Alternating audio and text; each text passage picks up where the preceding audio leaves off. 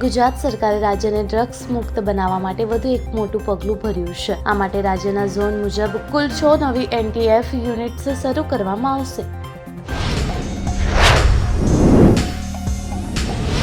શહેરના અલગ અલગ વિસ્તારમાં છેલ્લા કેટલાય સમયથી 5% વધુ વ્યાજે પૈસા ધરીને મહિલાઓનું શોષણ તેમજ છેતરપિંડી કરનારા 2 આરોપીઓની કાગડાપીઠ પોલીસે ધરપકડ કરી છે. નીરવ સ્ક્વેર એપાર્ટમેન્ટમાં આજે સવારે 9 વાગે સુરત મનપાના અધિકારીઓનો 5 વર્ષીય પુત્ર સાર્થક લિફ્ટમાં ફસાઈ ગયો હતો. ત્યારબાદ 5 વર્ષના બાળકનું મૃત્યુ થયું છે.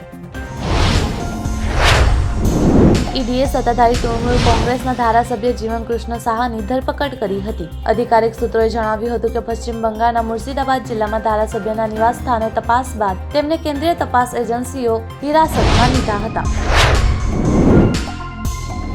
દેશભરના ખેડૂતો ફરી એકવાર રાજધાની દિલ્હીના જંતર મંતર પર એકઠા થઈ રહ્યા છે.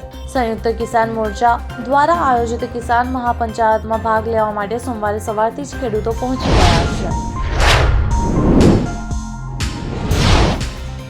પરિણીતિ ચોપડા અને તેમના પતિ રાજકારણી રાઘવ ચડ્ઢાએ તેમની પ્રેગ્નન્સીની અનાઉન્સ કરી છે. દંપતીએ આનંદના સમાચારને ઇન્સ્ટાગ્રામ પર પોસ્ટ કર્યા છે.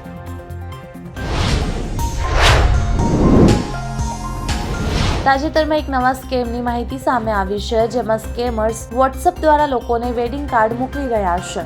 જેવું કોઈ વ્યક્તિ આ વેડિંગ કાર્ડ પર ક્લિક કરે છે, તેના ખાતામાંથી પૈસા ઉડી જાય છે.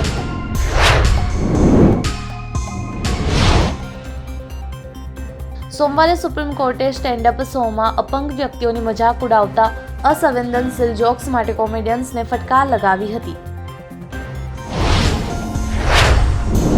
બીસીસીઆઈએ ફેન્ટસી સ્પોર્ટ્સ પ્લેટફોર્મ ડ્રીમ 11 વચ્ચેનો સંબંધ ઔપચારિક રીતે તૂટી ગયો છે, જેનું કારણ ગત ગુરુવારે પાર્લામેન્ટ દ્વારા પસાર થયેલું promotion and regulation of online gaming bill 2025 છે. પશ્ચિમ બંગાળના ઉત્તર 24 પરગણા જિલ્લામાં બીએસએફે બાંગ્લાદેશ એક પૂર્વ પોલીસ અધિકારીને ભારતીય વિસ્તારમાં ગેરકાયદેસર રીતે પ્રવેશ કરતા ધરપકડ કરી લીધી છે.